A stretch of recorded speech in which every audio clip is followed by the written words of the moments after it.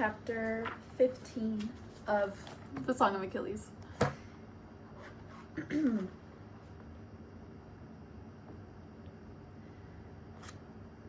The room had a few threadbare tapestries and 4 chairs. I forced myself to sit straight against the stiff wood back as a prince should. Achilles' face was tight with emotion and his neck flushed. "It was a trick," he accused. Odysseus was unperturbed. "You were clever enough in yourself. We just had to be cleverer still in finding you." Achilles lifted an eyebrow in princely hauteur. "Well, you've found me. What do you want?" "I want you to come to Troy," Odysseus said. "And if I do not want to come?" "Then we make this known." Diomedes lifted Achilles' discarded dress.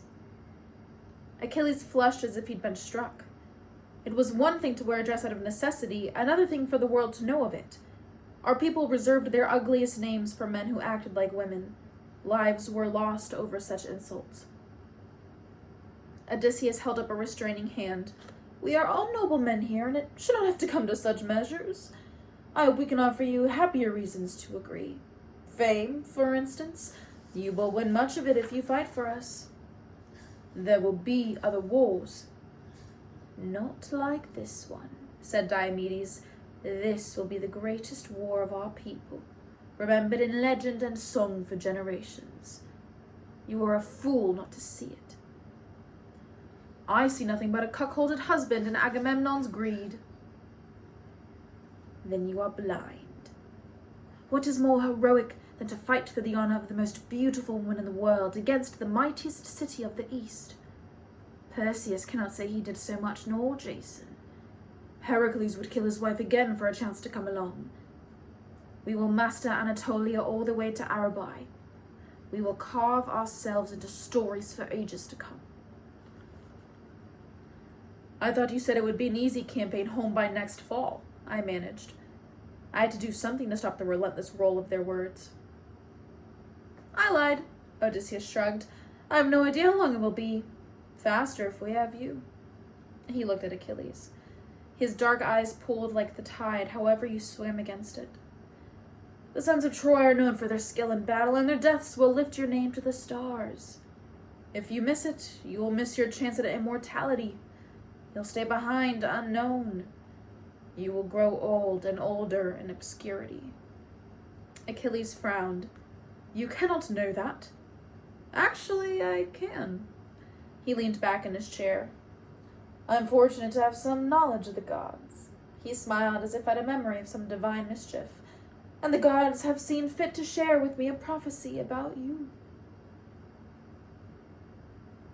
I should have known that Odysseus would not come with tawdry blackmail as his only coin. The stories named him Polytropus, the man of many turnings. Fear stirred in me like ash. "What prophecy?" Achilles asked slowly. "That if you do not come to Troy, your godhead will wither in you, unused. Your strength will diminish. At best, you'll be like Lycomedes here, moldering on a forgotten island with only daughters to succeed him. Cyrus will be conquered soon by a nearby state. You know this as well as I. They will not kill him. Why would they? He can live out his years in some corner, eating the bread they soften for him, senile and alone. When he dies, people will say, 'Who?'" The words filled the room, thinning the air until we could not breathe. Such a life was a horror. But Odysseus' voice was relentless. "He is known now only because of how his story touches yours. If you go to Troy, your fame will be so great that a man will be written to eternal legend just for having passed a cup to you. You will be..." The door blew open in a fury of flying splinters. Thetis stood in the doorway, hot as a living flame. Her divinity swept over us all, singeing our eyes, blackening the broken edges of the door. I could feel it pulling at my bones, sucking at the blood in my veins as if it would drink me. I cowered as men were made to do. Odysseus' dark beard was dusted with fine debris from the door's ruin. He stood. "Greetings, Thetis." Her gaze went to him as a snake's to her prey, and her skin glowed. The air around Odysseus seemed to tremble slightly, as if with heat or a breeze. Diomedes on the ground edged away. I closed my eyes so I would not have to see the explosion. A silence into which at last I opened my eyes. Odysseus stood unharmed. Thetis's fists were strangling themselves white. It no longer burned to look at her. "The gray-eyed maiden has ever been kind to me," Odysseus said almost apologetically. "She knows why I am here. She blesses and guards my purpose." It was as if I had missed a step of their conversation. I struggled to follow.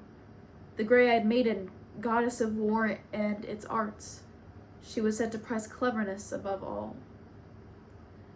"Athena has no child to lose." The words grated from Thetis's throat, hung in the air.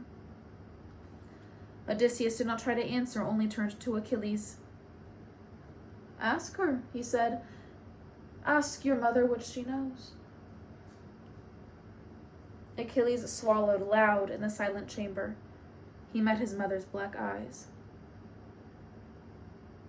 "Is it true, what they say?" The last of her fire was gone, only marble remained. "It is true, but there is more and worse that he has not said." The words came tonelessly, as a statue would speak them. "If you go to Troy, you will never return. You will die a young man there." Achilles' face went pale. "It is certain." This is what all mortals ask first, in disbelief, shock, fear. Is there no exception for me? "It is certain."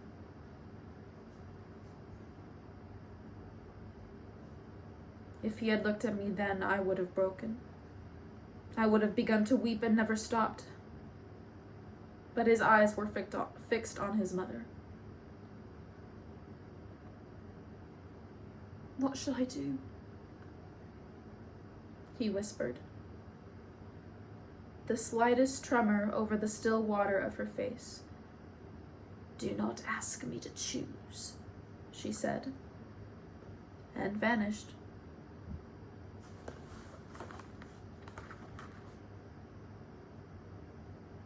I cannot remember what we said to the two men, how we left them, or how we came to our room. I remember his face, skin drawn tightly over his cheeks, the dulled pallor of his brow. His shoulders, usually so straight and fine, seemed fallen. Grief swelled inside me, choking me. His death. I felt as if I was dying just to think of it, plummeting through a blind black sky. "You must not go." I almost said it 1,000 times. Instead, I held his hands fast between mine. They were cold and very still. "I do not think I could bear it," he said at last. His eyes were closed as if against horrors. I knew he spoke not of his death, but of the nightmare Odysseus had spun, the loss of his brilliance, the withering of his grace. I had seen the joy he took in his own skill, the roaring vitality that was always just beneath the surface. Who was he, if not miraculous and radiant? Who was he, if not destined for fame? "I would not care," I said. The words scrabbled from my mouth. "Whatever you became, it would not matter to me. We would be together." "I know," he said quietly, but did not look at me. He knew, but it was not enough. The sorrow was so large it threatened to tear through my skin. When he died, all things swift and beautiful and bright would be buried with him. I opened my mouth, but it was too late. I will go, he said. I will go to Troy.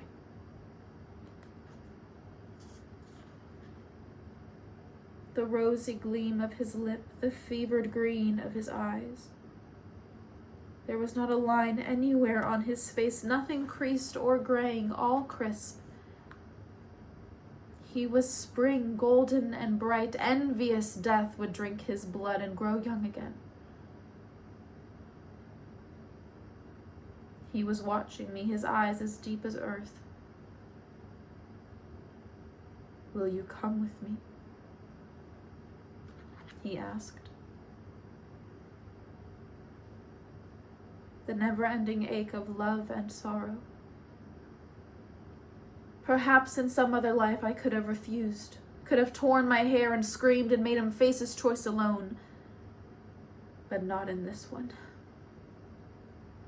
He would sail to Troy and I would follow, even into death.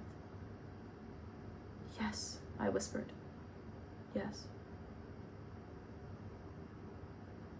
Relief broke in his face and he reached for me. I let him hold me, let him press us length to length, so close that nothing might fit between us. Tears came and fell. Above us the constellations spun and the moon paced her weary course. We lay stricken and sleepless as the hours passed. When dawn came, he rose stiffly. I must go tell my mother, he said. He was pale and his eyes were shadowed. He looked older already. Panic rose in me. Don't go, I wanted to say. But he drew on a tunic and was gone. I lay back and tried not to think of the minutes passing. Just yesterday we had had a wealth of them. Now each was a drop of heart's blood lost. The room turned gray, then white. The bed felt cold without him and too large. I heard no sounds and the stillness frightened me. It is like a tomb. I rose and rubbed my limbs, slapped them awake, trying to ward off a rising hysteria. This is what it will be every day without him. I felt a wild-eyed tightness in my chest like a scream. Every day without him. I left the palace, desperate to shut out thought. I came to the cliffs, Cyros's great rocks that beetled over the sea, and began to climb. The winds tugged at me, and the stones were slimy with spray, but the strain and danger steadied me. I arrowed upwards towards the most treacherous peak where before I would have been too fearful to go. My hands were cut almost to blood by jagged shards of rock. My feet left stains where they stepped.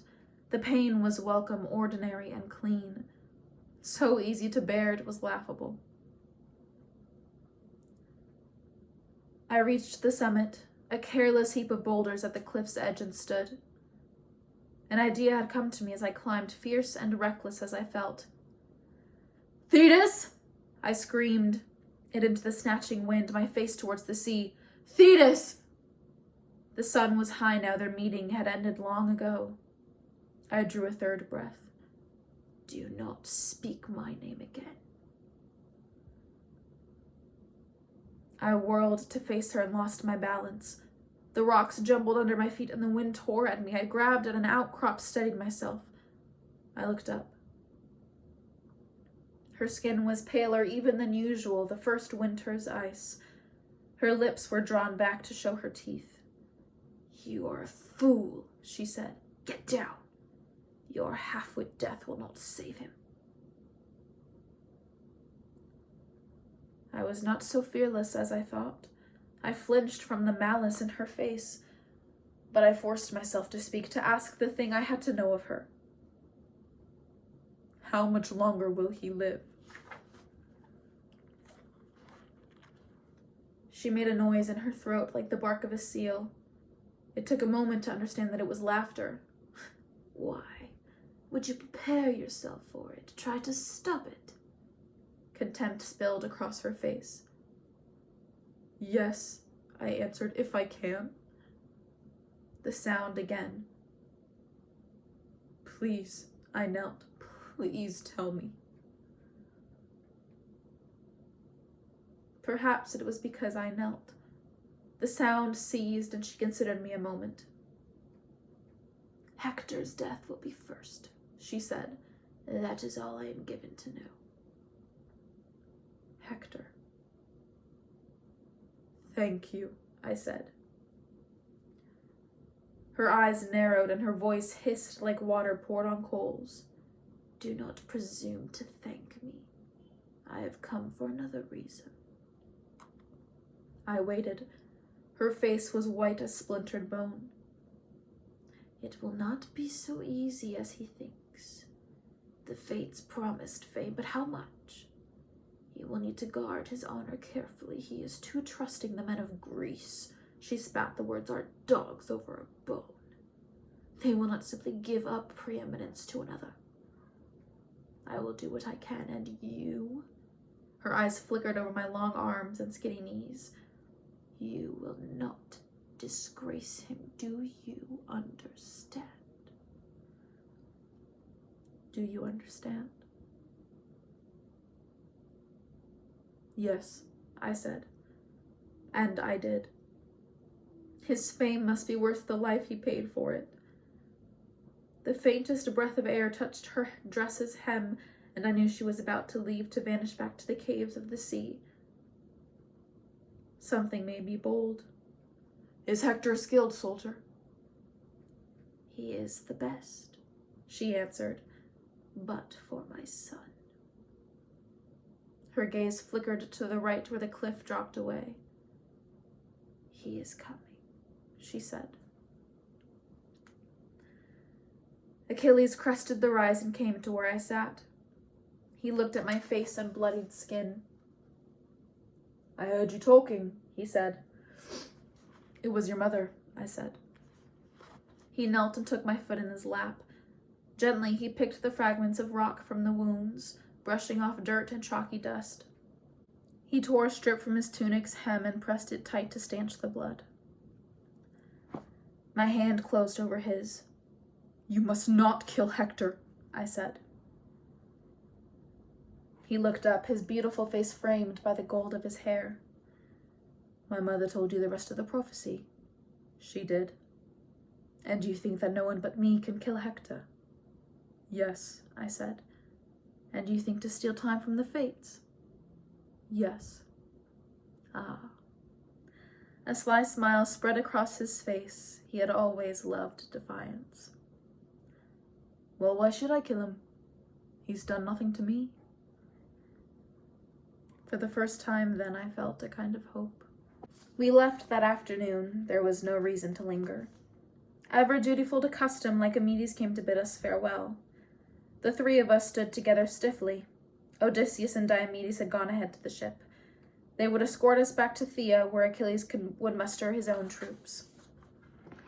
There was one more thing to be done here, and I knew Achilles did not wish to do it. "Lycomedes, my mother has asked me to convey her desires to you." The faintest tremor crossed the old man's face, but he met his son-in-law's gaze. "It is about the child," he said. "It is." "And what does she wish?" the king asked wearily. "She wishes to raise him herself. Achilles faltered before the look on the old man's face. "The child will be a boy," she says. "When he is weaned, she will claim him." Silence. Then Lycomedes closed his eyes. I knew he was thinking of his daughter, arms empty of both husband and child. "I wish you had never come," he said. "I'm sorry," Achilles said. "Leave me," the old king whispered. We obeyed. The ship we sailed on was Yare, tightly made and well manned. The crew moved with a competent fleetness, the ropes gleamed with new fibers, and the masts seemed fresh as living trees. The prow piece was a beauty, the finest I had ever seen. A woman, tall, with dark hair and eyes, her hands clasped in front of her as if in contemplation. She was beautiful, but quietly so, an elegant jaw and upswept hair showing a slender neck. She had been lovingly painted, each darkness or lightness perfectly rendered. "You are admiring my wife, I see." Odysseus joined us at the railing, leaning on muscular forearms. "She refused at first. Wouldn't let the artist near her.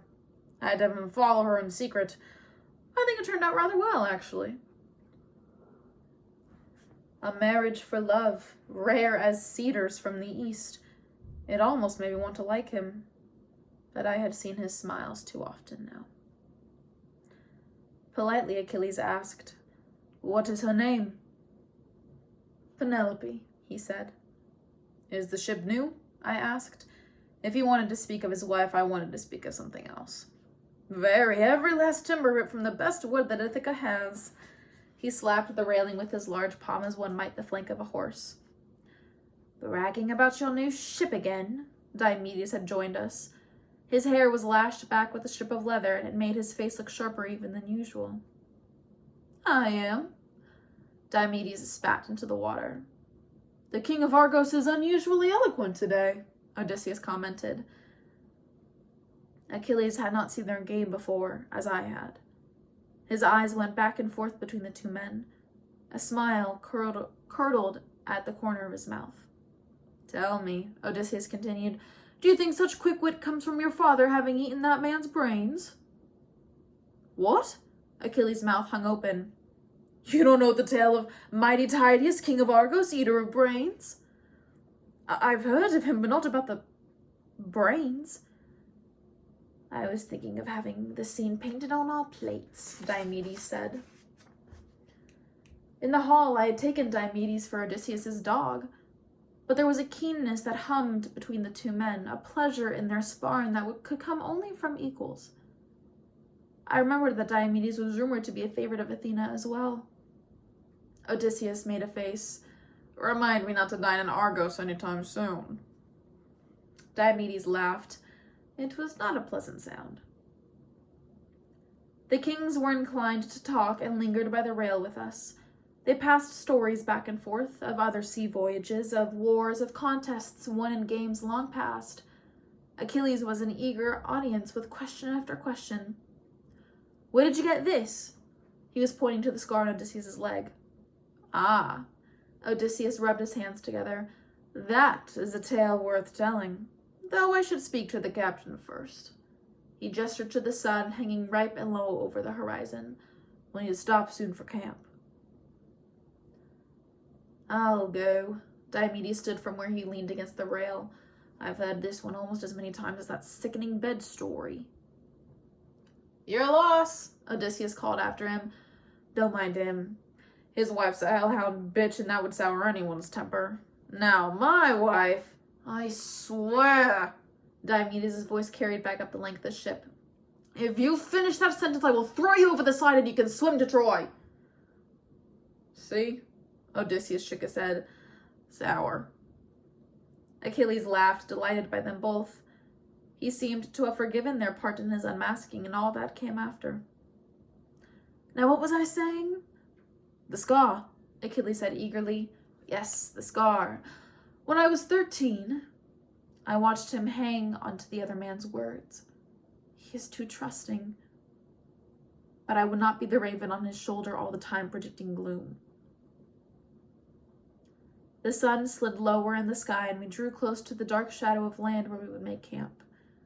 The ship found the harbor, and the sailors drew her up on the shore for the night. Supplies were unloaded, food and bedding and tents for the princes. We stood by the campsite that had been laid for us, a small fire and pavilion. "Is all well here?" Odysseus had come to stand with us. "Very well," Achilles said. He smiled, his easy smile, his honest one. "Thank you."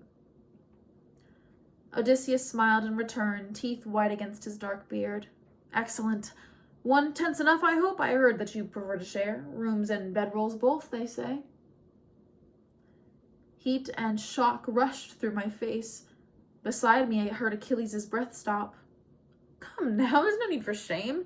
It's a common enough thing among boys." He scratched his jaw, contemplated.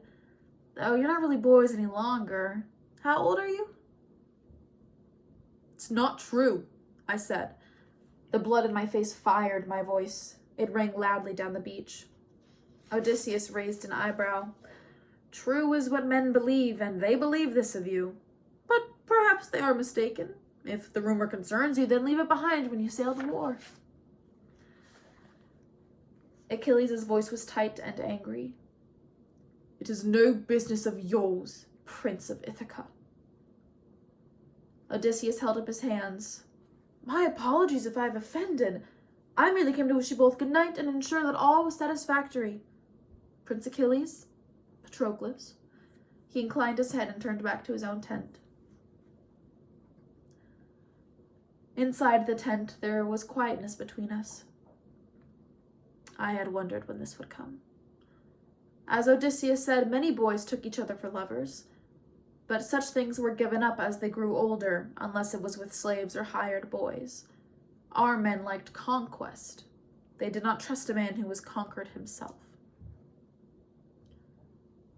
Do not disgrace him, the goddess had said. And this is some of what she meant. Perhaps he is right, I said. Achilles' head came up frowning. You do not think that. I do not mean, I twisted my fingers, I would still be with you, but I would sleep outside so it would not be so obvious. I do not need to attend your councils, I know. The Athenians will not care, and the others can talk all they like. I will still be Aristos Achaeum, best of the Greeks. Your honor could be darkened by it. Then it is darkened. His jaw shot forward stubborn. They are fools if they let my glory rise or fall on this. But Odysseus, his eyes green as spring leaves, met mine. Patroclus, I have given enough to them. I will not give them this. After that, there was nothing more to say. The next day, with the southern wind caught in our sail, we found Odysseus by the prow. Prince of Ithaca, Achilles said. His voice was formal. There were none of the boyish smiles from the day before. I wish to hear you speak of Agamemnon and the other kings. I would know the men I am to join and the princes I am to fight. Very wise, Prince Achilles. If Odysseus noticed a change, he did not comment on it. He led us to the benches at the base of the mast below the big-bellied sail. Now, where to begin? Almost absently, he rubbed the scar on his leg. It was starker in daylight, hairless and puckered. There is Menelaus, whose wife we go to retrieve. After Helen picked him for her husband, Patroclus can tell you about that, he became king of Sparta. He is known as a good man, fearless in battle, and well-liked in the world. Many kings have rallied for his cause, and not just those who are bound to their oaths.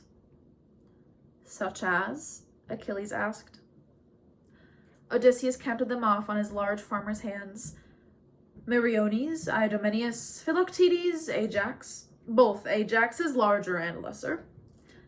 One was the man I remember from Tyndareus' hall, a huge man with a shield. The others I did not know. Old King Nestor of Pylos will be there as well. I'd heard the name. He had sailed with Jason in his youth to find the Golden Fleece. He was long past his fighting days now, but brought his sons to war and his counsel too. Achilles' face was intent, his eyes dark. And the Trojans. Priam, of course, king of Troy. The man is said to have 50 sons, all raised with a sword in their hands. 50 sons. And 50 daughters. He's known to be pious and much loved by the gods. His sons are famous in their own right. Paris, of course, beloved of the goddess Aphrodite, and much noted for his beauty. Even the youngest, who's barely 10, is supposed to be ferocious. Troilus, I think? They've had a god-born cousin who fights for them, too. Aeneas, his name, is a child of Aphrodite herself. What about Hector? Achilles' eyes never left Odysseus. Priam's oldest son and heir, favorite of the god Apollo, Troy's mightiest defender. What does he look like? Odysseus shrugged. I do not know. They say he is large, but that is said of most heroes. You'll meet him before I do, so you'll have to tell me. Achilles narrowed his eyes. Why do you say that? Odysseus made a wry face. As I'm sure Diomedes will agree, I am a competent soldier, but no more. My talents lie elsewhere. If I were to meet Hector in battle, I would not be bringing back news of him. You, of course, are a different matter. You will win the greatest fame from his death. My skin went cold. Perhaps I would, but I see no reason to kill him, Achilles answered coolly. He's done nothing to me. Odysseus chuckled as if a joke had been made. If every soldier killed only those who personally offended him, Pelides, we'd have no wars at all. He lifted an eyebrow. Though maybe it's not such a bad idea. In that world, perhaps I'd be Aristosachaion instead of you. Achilles did not answer. He had turned to look over the ship's side at the waves beyond. The light fell upon his cheek, lit it to glowing. You have told me nothing of Agamemnon, he said. Yes, our mighty king of Mycenae. Odysseus leaned back again. Proud scion of the house of Atreus, his great-grandfather Tantalus was a son of Zeus. Surely you've heard his story. All knew of Tantalus' eternal torment. To punish his contempt for their powers, the gods had thrown him into the deepest pit of the underworld. There they afflicted the king with perpetual thirst and hunger, while food and drink sat just out of his reach. I've heard of him, but I never knew what his crime was, Achilles said. Well, in the days of King Tantalus, all our kingdoms were the same size, and the kings were at peace. But Tantalus grew dissatisfied with this portion and began to take his neighbors' lands by force. His holdings doubled, then doubled again, but still Tantalus was not satisfied. His success had made him proud, and having bested all men who came before him, he sought next to best the gods themselves. Not with weapons, for no man may match the gods in battle, but in trickery. He wished to prove that the gods do not know all as they say they do. So he called his son to him, Pelops, and asked him if he wanted to help his father. Of course, Pelops said. His father smiled and drew his sword. With a single blow, he slit his son's throat clean across. He carved the body into careful pieces and spitted them over the fire. My stomach heaved at the thought of the iron skewer through the boy's dead flesh. When the boy was cooked, Tantalus called to his father Zeus on Olympus. Father, he said, I have prepared a feast to honor you and all your kin. Hurry, for the meat is still tender and fresh. The gods loved such feasting and came quickly to Tantalus's hall. But when they arrived, the smell of the cooking meat, normally so dear, seemed to choke them. At once Zeus knew what had been done. He seized Tantalus by the legs and threw him into Tartarus to suffer his eternal punishment. The sky was bright and the wind brisk, but in the spell of Odysseus' story, I felt that we were by a fireside with night pressing all around. Zeus then drew the pieces of the boy back together and breathed a second life into him. Pelops, though only a boy, became king of Mycenae. He was a good king, distinguished in piety and wisdom, yet many miseries afflicted his reign. Some said that the gods had cursed Tantalus' line, condemning them all to violence and disaster. Pelops' son Atreus and Thyestes were born with their grandfather's ambition, and their crimes were dark and bloody as his had been. A daughter raped by her father, a son cooked and eaten, all in their bitter rivalry for the throne. It is only now, by the virtue of Agamemnon and Menelaus, that their family fortune has begun to change. The days of civil war are gone, and Mycenae prospers under Agamemnon's upright rule. He has just won renown for his skill with the spear and the firmness of his leadership. We are fortunate to have him as our general. I had thought Achilles was no longer listening, but he turned now, frowning. We are each generals. Of course, Odysseus agreed, but we are all going to fight the same enemy, are we not? 24 generals on one battlefield will be chaos and defeat. He offered a grin. You know how well we all get along. We'd probably end up killing each other instead of the Trojans. Success in such a war as this comes only through men sewn to a single purpose, funneled to a single spear thrust rather than 1,000 needle pricks. You lead the Theians and I the Ithacans, but there must be someone who uses each of us to our abilities. He tipped a gracious hand toward Achilles, however great they may be. Achilles ignored the compliment. The setting sun cut shadows into his face. His eyes were flat and hard. I come of my own free will, Prince of Ithaca. I will take Agamemnon's counsel, but not his orders. I would have you understand this. Odysseus shook his head. God save us from ourselves. Not even in battle yet and already worrying over honors. I am not, Odysseus waved a hand. Believe me, Agamemnon understands your great worth to this cause. It was he who first wished you to come. You will be welcomed to our army with all the pomp you could desire. It was not what Achilles had meant exactly, but it was close enough. I was glad when the lookout shouted landfall up ahead. That evening, when we had set aside our dinners, Achilles lay back on the bed. What do you think of these men we will meet? I don't know. I'm glad Diomedes is gone at least. Me too. We had let the king off at Euboea's northern tip to wait for his army from Argos. I do not trust them.